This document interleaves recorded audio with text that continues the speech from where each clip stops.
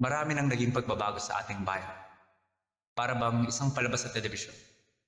Mayroong mga batang naglalaro, may mga estudyanteng papasok sa paaralan, at may mga trabahador na patungo naman sa kanilang pinagtatrabahuan.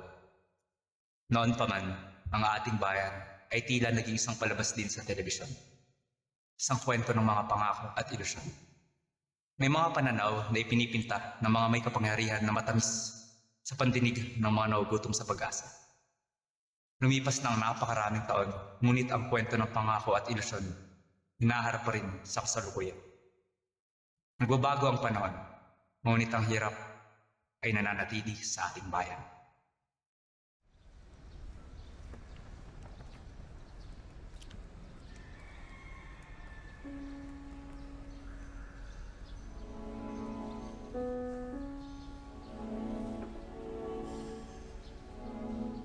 Ano ginagawa mo dyan? Ito, nagbabasa. Itong libro ng El Filibusterismo. Ang daming mga salita na hindi ko naman mag-gets.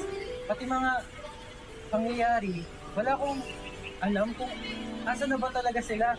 Ang dami naman nangyayari sa kasalukuyan. Kunwari, ang dami natin problema sa kung ano. So, di na lang tayo mag-focus doon. Ang nito. Ay, nako, Carl. Hindi naman ito mahirap basahin kung gugustuhin mo eh. Saka, ang kalayaan na meron tayo, dahil yun sa mga bayani natin. Kaya, dapat lang talaga na bigyan natin ng importansya yung mga hakbang na ginawa nila noon para sa ating bansa. Gaya na lang nito ni Jose Rizal. Teka, kung mo sabihin, hindi mo rin alam kung bakit isinulat to ni Jose Rizal. Bakit nga ba? Alam mo ba, una sa lahat, ang bayani natin si Jose Rizal ay isang manunulat at doktor sa panahon niya. Sobrang talino kaya niya. At mayaman ang pamilya niya, kaya nga nakapag-aral siya sa Europa eh. At doon niya nakita kung gaano kalupit yung mga Espanyol sa kapwa nating Pilipino. Kaya gusto niyang ipabatid sa mga kapwa nating Pilipino kung gaano kahayop yung mga ginawa ng mga praile nun sa ating bansa. Alam mo ba, 4 na taon niya kaya itong isinulat at kahit nakakulong siya, sinusulat niya pa rin to. Kasi ikaw to, hindi mo man lang papahalaga. Sino ka dyan, Wait, seryoso? 4 na taon? Akin na muna. Mag-review ako para mako din ako sa exam natin, no? Oo, no? Kaya dapat lang nabasahin mo yan. Kasi dyan mo makikita kung gaano kahirap yung mga naranasan ng mga kapwa nating Pilipino sa kamay ng mga Espanyol. At kung paano yan naging inspirasyon ni Rizal para ipaglaban ng kalayaan ng ating bansa. Teka, anong kabanata ka na ba? Baka kakasimula mo pa lang, ha? Hindi, no. Medyo malayo na rin ako. Ayan, tignan mo yan. Tignan natin kung anong kabanata yan, di ba? Kabanata 25. Tawanan at iyakan. So, kamusta ang inyong mga proyekto sa akademya? Buti naman. Balita ko, pinapahirapan kayo ng inyong mga profesora. Mga to. Di bale, kalimutan na muna natin ang ating mga problema. Sa kabila ng paghihirap, buti naman at nakaisip si Padre Irene na tayo'y pinaanyayahan at magtipon na magsalo-salo. Yung mga nag-aalahasa, natagpo ang sugatan at nakabalagtan ng isang araw. Sapsapan na siya na ding nagtagkaring mabigti. Si Simon naman daw ay natake ng isang tao. Di kilala yung katauhan ng taong yun. Ngunit siya daw ay naghiganti kay Simon. Magtigil! Magbigay ng respeto. Pambihira. Wala pa si Pilais. Paano nimpa ako yun na siya'y darating? Eh kung si Basilio yung inimbita natin, tiyak ako siguro madami tayong mga sikretong mapagkukentuhan. Aba, ano mga sikreto Tadayo? Ano pa ba? E di yung mga tungkol sa madre at mga sakrista na nawawala parang bula. Parang katuwaan at pagbunyag ng mga sikreto lamang ang ginagawa ng mga kabataang ito sa kanilang pagtitipon-tipon eh. Puro katuwaan nga lang ba? Sa aking pag-iisip, after all na yung pagpapahirap ng pamahalaan at ng mga kura, feeling ko merong natatagong galit o kaya di naman ay takot. Senyores, nandito na po ang inyong pansit lang at ang sopas na inyong tiyak na magugustuhan. Mukhang espesyal ang mga pagkain ito. Halina't kumain at ibigay ang tira kay Don Custodio. Hayaan natin siyang gumawa ng proyekto na kung saan gamit lamang ang mga butong ito. Mabuhay ang bagong proyekto! Kainin si Don Custodio! Kung ang busog na bituka ay nagpupuri sa Panginoon, ang gutom na bituka ay nagpupuri naman sa mga kura. Mga kapatid ng iglesia, bigyan din ang mga kapitasang pinupukol sa mga kura. Pinupurihan ng mga gutom ang kuri ng kudaliman. Bravo! Bravo! Senyores, huwag niyo kakalimutan. May 3 pa tayong putahe na kailangan pangalanan. May lumpiang gawa sa baboy. Pangalanan niyang lumpiang Irene! Mali ka! Hindi naman kumakain ng baboy si Padre Irene. Pwera na lang kung yung ilong niya magtagpos. Parang loro. Ipagtagpos ang ilong. Bakit paunti-unti ang paghain ng mga pagkain? Nakakainip at nakakawalang gana. May nagmamanman sa atin! Sino? Si Simon! Simon? Hindi ako maaaring magkamali. Nakita ko Simon! Dumating ang isang madilim na gabi sa Maynila. Isang gabi ng tahimik, ngunit matapang na protesta ng mga kabataan naising paglaban ang katarungan at kalayaan. Ang mga paskil na idinikit sa mga pader ng universidad ay sumisigaw ng mga hinaing ng lipunan. Isang panawagan laban sa mapanupil na sistema ng simbahan at pamahalaan.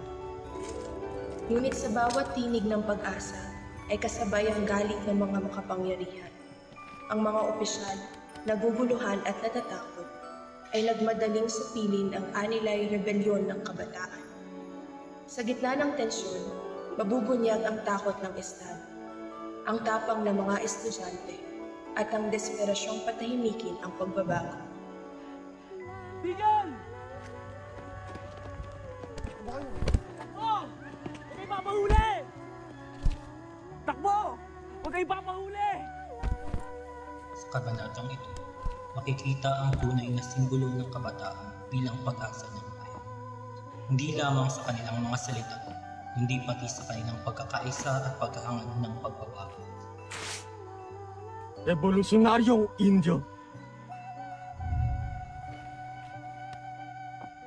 Ngunit, handa ba silang harapin ang mabigat na kapalit ng kanilang paglaban?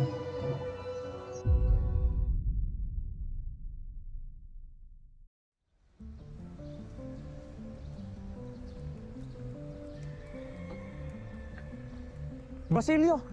Basilio! Uy, magandang umaga. Ano ang sa atin? Nabaltaan mo na ba yung mga nangyayari sa universidad ngayon? Pangyayaring Tungkol daw to sa paghihimagsikan. Bali-balita sa mga gwardyang sibil dito sa universidad. paghimagsikan? Aba, oo. Bakit? Ngayon mo lang ba nalaman yung tungkol sa paghihimagsikan? Marami bang nadamay? Ba, oo. Balita ko. Maraming estudyante ang mga pinag-uli.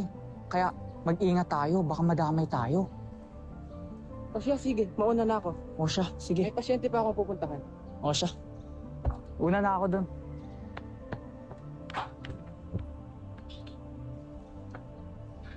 Magandang araw ho, Doktor. Oh, Basilio. Nasapunan ka ba kagabi? Dumadaing ko si Kapitan Tiago kagabi, Doktor. Kaya hindi ko maiwan-iwan. Pinagpapatuloy ko na rin ang pagbabasa ng mga... Mabuti naman na Basilio at hindi ka dumalo, pero miyembro ka ba ng akademya? May kinalaman ba si Sr. Simon? Bakit masasangkot ang pangalan niya? Nasugatan nga siya ng isang misteryosong kaaway. Papagaling pa nga siya sa bahay niya. May nakapagbulong nga rin sa akin na na lahat ng may pasimuno ng mga gulo. Ang mga tulisan po ba ang pinakasusi sa pag-aalsa? Walang binabanggit na tulisan. Mga estudyante raw ang nagplano ng magsikan. Bakit sinisisi ang mga estudyante? Hindi mo ba nabalitaan? Nakakuha raw ng mga paskil ang mga gwardiya sibil sa mismong palarindingan ng pamantasan. Ano ang kinalaman ng mga kabataan? Ano ang kinalaman? Lintik na sino pa naman daw ang gagawa ng mga paskil kundi ang mga revolusyonaryong estudyante na kasapi sa inyong akademya. Kumusta ka na, Profesor? At ikaw? Senyor Basilio? Mukha namang may mahalaga na naman kayong pinag-uusapan. Kaya naman palagi na naman kayong nagbubulo. Ay nako, Profesor. May sapanta na akong pahina para sa'yo. Di mo ba alam na meron akong dumadalaw ng mga uwak at bitre sa'yo? Pauna na po. Ayon sa aking mga narinig, natagpuan daw sa mga pintuan ng universidad ang mga paskil. Galit na galit daw ang mga vice-rector at pinadala ang mga paskil sa Kapitan General matapos nang ipabakbak ang mga ito. Ilan pa sa aking narinig ay puno raw ang mga ito ng pananakot, gaya ng pagbitay sa mga makapangyarihan, pagsalakay sa mga gusaling pansimbahan, at pagdanak ng dugo sa kapaligiran. Paniguradong pag-iinitan ng pamahalaan ng mga estudyante rito at madamay kahit iyong mga hindi kasapi ng akademya. Alam kaya ni Senyor Simon ang nangyayari ngayon? Kung may kinalaman siya rito, humanda siya at maninindigan ako.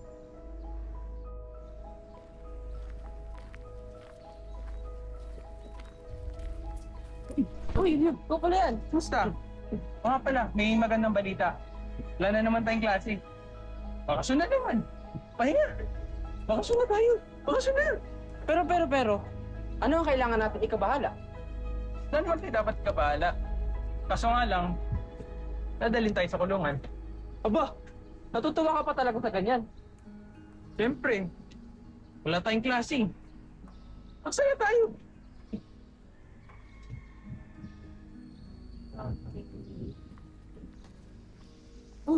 Hindi nagmamadali ka, Pilais. Wala ba si Lulu? Huwag mo akong upusahan. Wala akong nalalamang anuman.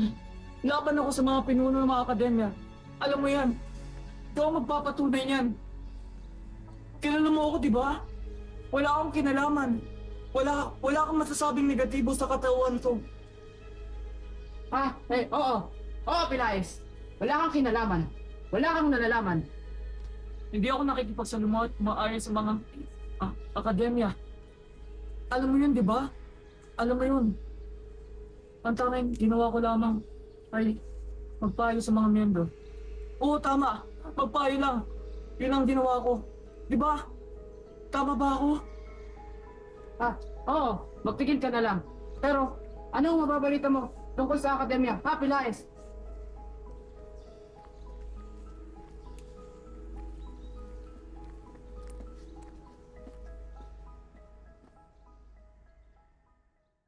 Hindi tayo dapat magkawatak-watak mga kasama.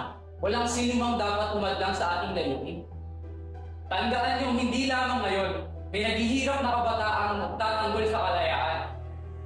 Dapat nating alalahanin na noon pa ay may mga nabuwal na sa gitna ng kaliliman. Dapat nating balikatin ang mga malaking layunin ng kalayaan. Kalayaang makatindig sa ating sariling pagsigaw ko sa 1,001 katangla.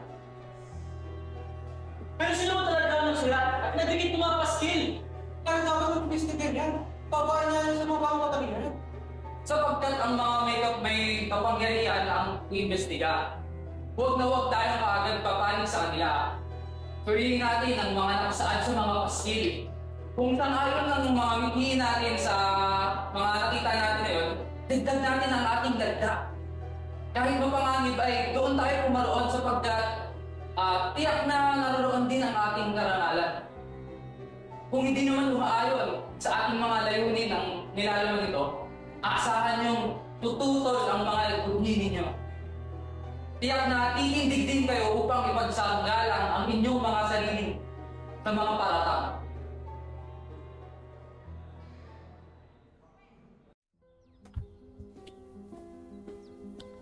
Sino ka at ba't kumani ka dito? Gusto ko pa sana makausap si Makaraig. Maghintay ka riyan sa labas, Injo!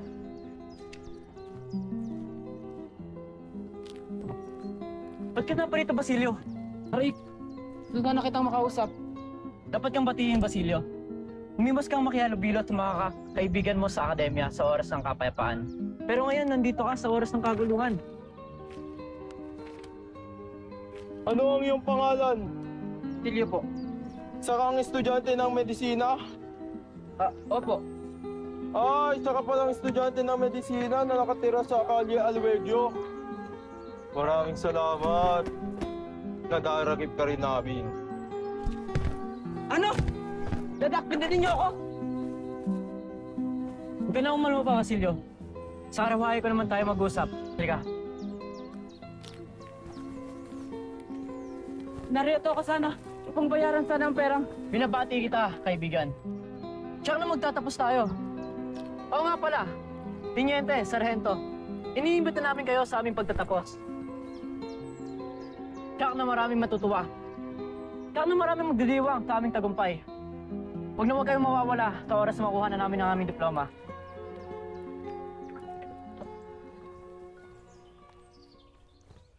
Ito ang simula ng isang malaking pagsubok para sa mga kabataan. Sa gitna ng pag-asa at panganib, sino ang mananaig? Sino ba talaga ang nasa likod ng himigsikan? Sino ang utak sa lahat ng ito? Sa mga paskin, pinagbabalak baguhin ng sistema. Pero sino ang tunay na nagdadala ng liwanag, dilim? Ang mga estudyante ba? O isang makapangyarihang kamay na nagmamasid mula sa dilim? Sa gitna ng kaguluhan, ang mga tao ay naghahanap ng sagot. Ang ilan ay nag-aakalang ang mga estudyante ang utak ng lahat ng ito. Ngunit may mga bulong na nagsasabing ang plano ay mas matagal nang isinilang. Isang plano na isinilang mula sa galit, puot at mga pangarap na nabigo sa ilalim ng hindi makatarungang lipunan. Ngunit hindi lahat ng naglaban ay nakaligtas. Hindi lahat ng pangarap ay natupad. Si Basilio, bagamat hindi niya pinigili ang landas ng pag-asa, ay hindi nakatakas sa pasakit ng mga banyagang mananakop at hindi nakapagtapos. Si Makaraig, nakaligtas at mapalad. Nakaalis siya papuntang Europa upang ituloy ang kanyang mga pangarap, malayo sa digmaang nagbabalot sa kanyang bayan. Si Sandoval, nakapagtapos, ngunit hindi sigurado kung saan siya patutungo. Tila ba natapos niya ang laban? Ngunit ang tanong, para saan nga ba? Si Tadeo, Palaez at Pexon ay hindi nakapasa at may kanya-kanyang plano na sa buhay. At si Sagani naman, sa kabila ng kanyang matinding pagsisikap, isa lamang ang kanyang naipasa sa lahat ng kanyang mga kurso. Ngunit ang kwento ni Basilio ay hindi pa nagtatapos sapagkat ay namulat sa isang katotohanan.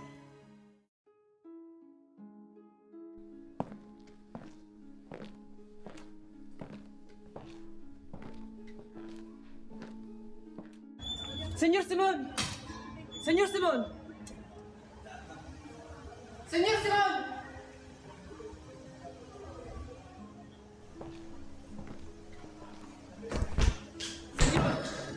Sa po akong masamang anak at kapatid, Senyor. Hindi ko sila nagawang ipagiganti sapagkat puro aral ang aking inatubag. Isang malaking pagkakamali, Senyor.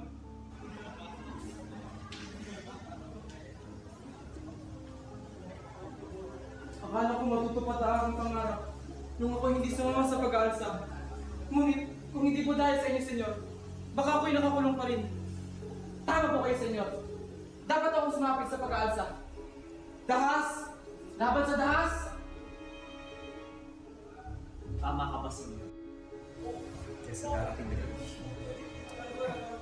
magkakaroon ng isang tigil na dadalipan ng mga tigas ng tao. At ito ang magsisindiwanan sa gabi nito. Ngunit, bakit di na nanginginig? Nitroglycerina! Mga dinamita! Hindi yata naiintindihan. Igpasa nila naman na itong lampara. Alot na ito't pot, walang katarungan, at mga luha na mga inapi sa ating lipunan. Sa pamamagitan nito, papasabugin natin ang mamaharas. Boom! Lahat ng masama, papatay natin. Lahat ng nangapi, ating papaslangin. Kaya doon tayo sa pinaroroonan Kabisang Talis, sa Santa Mesa. Lalabanan natin ang mga kawal ng pamahalaan. Lahat sila mamamatay! Nahihilig ka ba, Basilio? Lahat! Para klaro sa'yo, Basilio. Sa ikasyam ng gabi, iyak ang pagsasama ko. Maririnig ito sa lahat ng tao. Maririnig ang lakas nito sa lahat. Doon tayo sa pinaroroon ng Kabisang Talis. Santa Mesa. Kakalabanan natin ang mga kawal ng pamahalaan. Kakalabanan natin! Mapipilitan ang ipaglaban ng mga ordinaryong mamamayan. At ikaw, Basilio, ang mamahala sa kanila. Ay hindi pala! Dapat ikaw ang mauna. Kaya pumunta kayo sa bodega ni Pedro. Kunin niyo ang mga sandaan ng gagawin. At ako naman. At Kabisang Talis ang may pag-agawan sa syudad. Ibigyan ka ng pagkakataon. Bantayan mo ang mga aral at tulay. At kung sino mang duwag, papatay. Lahat, senyor? Lahat papatayin? Kahit mga tao ng kalaban-laban? Lahat! Pati ikaw, Basilio! Kung duwag ka! Pero lahat, Indio, Miss Caesar, Miss Istila, lahat ng duwag na hindi kayang pumunta sa ating paglalabanan. Lahat sila papaslan. Ako mismo ang papaslang sa kanila.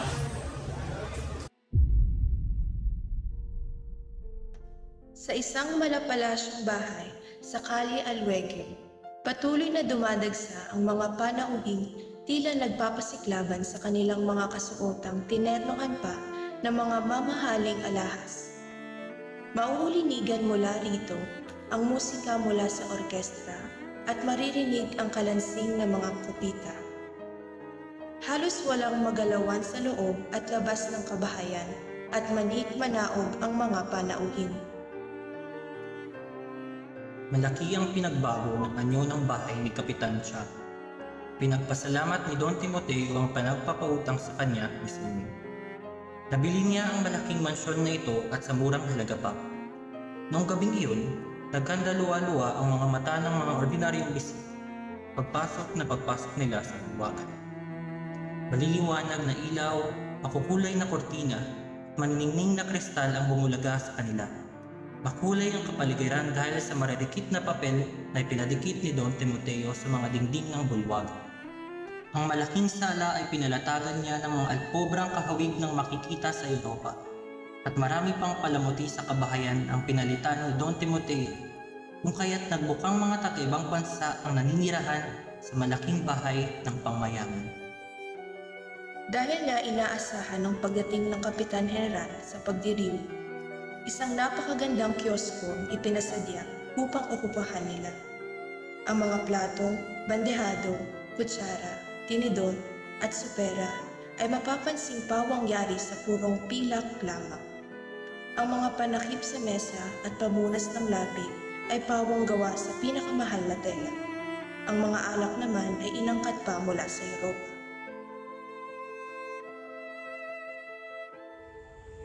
Ano ba namang lugar ito? Ang baho-baho. Tila ba'y nakakaduwal. Halina.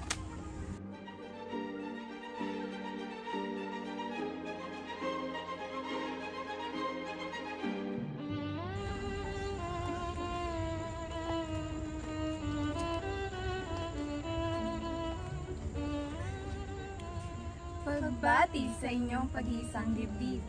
Ay, maraming salamat. Kayo ba'y kumain na? Kumain muna kayo doon sa handaan. Salamat po. Narito na ang mga pari, tayo magbigay galang.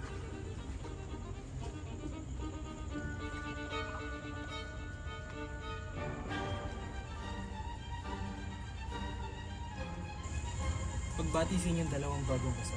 Maraming salamat sa tayo na po magsupo at kumain. Felicitaciones por su unión matrimonial. Ang General! Parating na ang Kapitan General!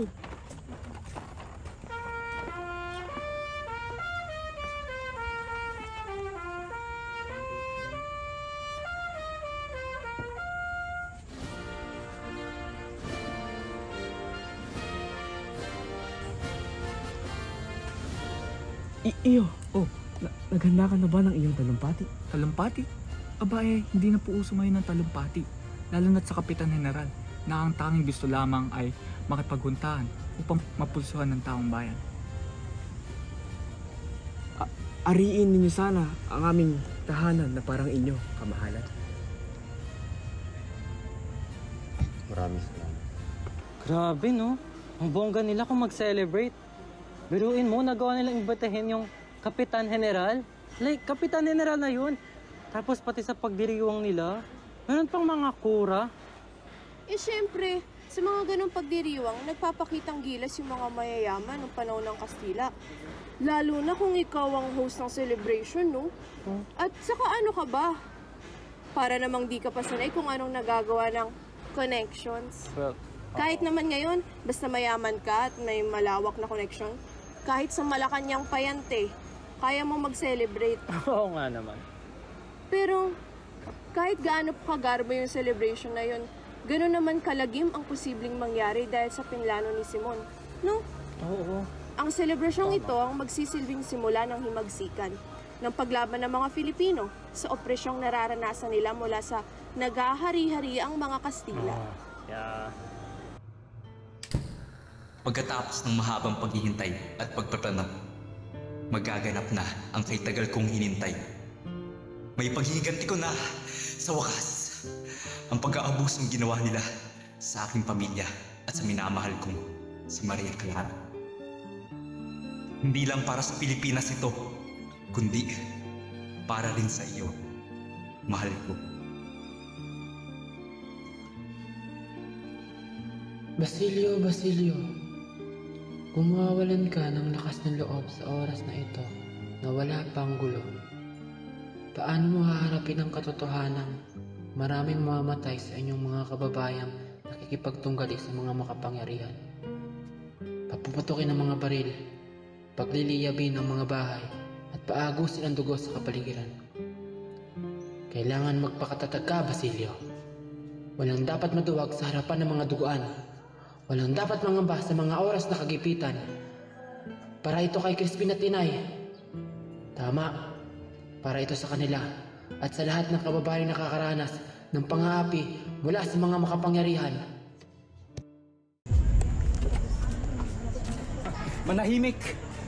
Magbigay galang sa Kapitan General. Pagdiwang natin 3 taon mong panunungkulan, Kapitan General. 3 taong pagsusubog ng liwanag at ng katotohanan sa isang kapuluan. Narito ang aking handog na regalo sa mag-asawa. Ito isang lampara na sa pakiwari ko'y nagsisimbolong liwanag na handog mo sa lahat ng mamamayan.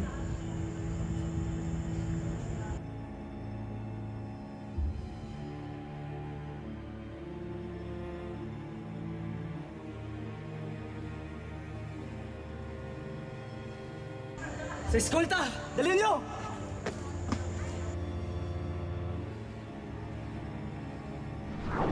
Dapat ikaw ang mauna. Kaya punta kayo sa gabi. Hindi niyo ang makasalanan sa gabi. Ibigyan ka ng pagkakataon. Bantayan mo ang mga aral. At tulay! Ako sa buwi natin ang mamaharas. Sagani! Sagani! Sagani! Ay ko! Bakit na ako nadaganan at nabukulan, Basilio? Bakit naririto kayo, Sagani? Umalis tayo dito. Tara mo. Huwag tayo umalis dito. Hindi ko na makikita si Paulita pa. Hindi ko na siya makikita. Gusto bang mamatay? Ha? Kung gusto mong mamatay, manatili ka rito. Kung gusto pang mabuhay, Sumama ka sa akin. Umalis tayo dito. Basilio, si Paulita. Mahal ko pa siya.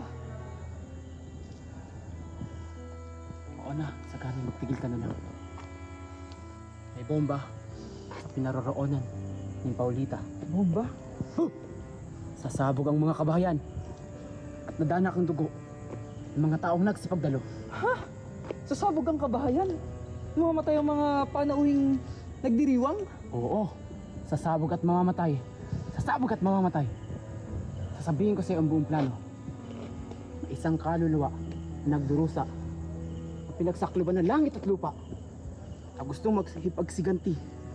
Maghiganti sa mga taong inapi at tinanggalan ng pag-asa.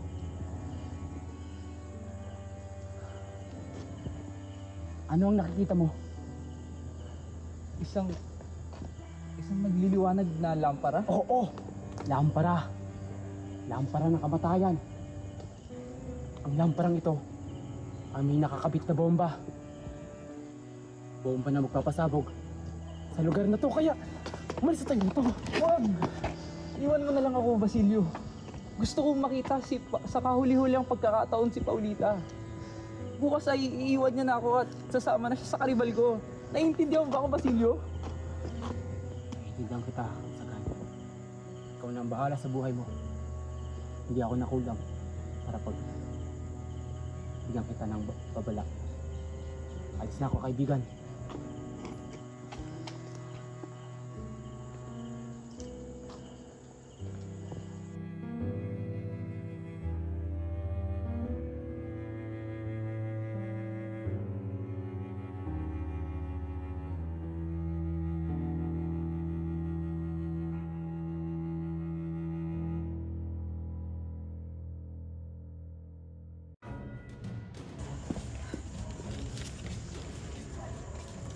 Juan Crisostomo Ibarra. ¿Quién es él? Isang mapagbirong nananakot. Hindi po ba pananakot na pirmahan ng isang kalatas ng isang pilibusterong namatay na 10 taon na ang nakalipas? Aba! Maaaring ikulong ang mga gumagaya sa pirmahan ng isang pilibustero. Isang nakapagtakang pagbibiro, hindi po ba, Padre Rene? Ha? Oo. Anong masasabi mo, Padre Salvi? Padre Salvi? Bakit namumutla ka, Padre Salvi? Padre Salvi! Ha? Maputla? Maputla mo ka ko? Ano ka ba naman, Padre Salvi? Hindi ka ba nagsusuri ng lagda? Ayan ang lagda ng isang pilibustero. Impostor!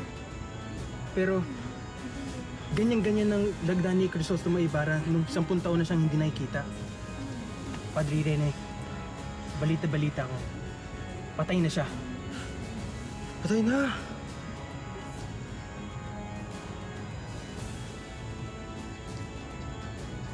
Ituloy na natin ang pagkain, mga kasama. At huwag tayong magpadala sa mga birong katulad nito. Hindi naman siguro kamatayan ang gustong ihatol ng mga katagang Maneta Cefares na yan.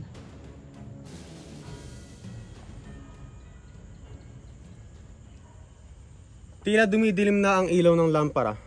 Bakit hindi mo habaan ng mitsa, Padre Irene?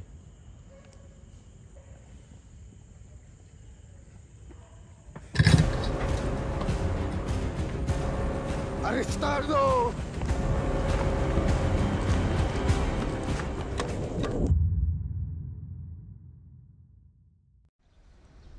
Ngayon, naiintindihan ko na kahit wala pa man akong buhay dati or hindi pa ako pinanganak dati, na-imagine ko yung mga pang-alipusta, yung pananakit ng mga Espanyol sa ating mga Pilipino dati. Kaya, hindi ko alam. Galing, no? Habang sinusulat ni Rizal yung mga nobela niya, alam niya mga posibleng mangyari sa kanya. Pero, hindi siya pinanghinaan ng loob. Nagawa niya ikwento yon sa pamamagitan ng kanyang nobela. Ang tunay na kalagayan ng mga Pilipino sa ilalim ng pananakop ng mga Espanyol. Tama! Oo nga. At ang alam ko, ang kasaysayan, ang Pilipinas ay patuloy pa rin na umuusbong at nagpepresenta na gawin natin ang lahat upang mapreserba ang ating kasaysayan upang di maulit yung mga ganito. Uy guys, tara na! Andiyan na si Sir! Teka lang. Bilisan mo, Tin. Ako, maliliit tayo.